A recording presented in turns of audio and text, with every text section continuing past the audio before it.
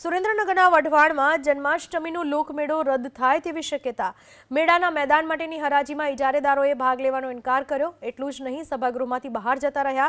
લોકમેળાના આયોજનને લઈને ઇજારેદારોએ અપસેટ પ્રાઇઝમાં ઘટાડાની માંગ કરી, જેને લઈને હરાજીનું કોકડું ગૂંચવાયું। જો કે નગરપાલિકાએ જાહેરાત કરી કે અપસેટ પ્રાઇઝમાં ઘટાડા અંગે આગામી સમયમાં નિર્ણય લેવામાં આવશે।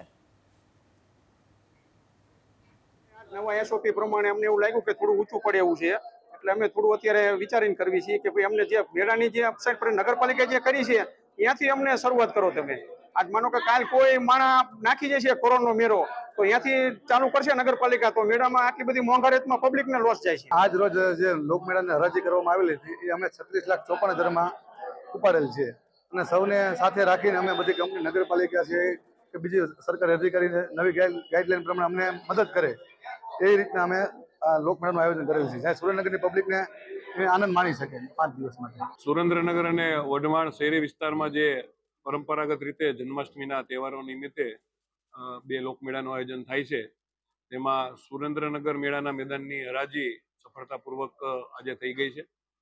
વઢવાણના મેળાના મેદાનને ભાડેથી આપવા માટે જે હરાજી રાખવામાં આવેલ હતી તેમાં ઇજારાદાર શ્રીઓ દ્વારા અપસેટ કિંમત નક્કી થઈ ગયા બાદ આ અપસેટ કિંમતમાં ઘટાડો કરવાની અત્રે રજૂઆત કરેલ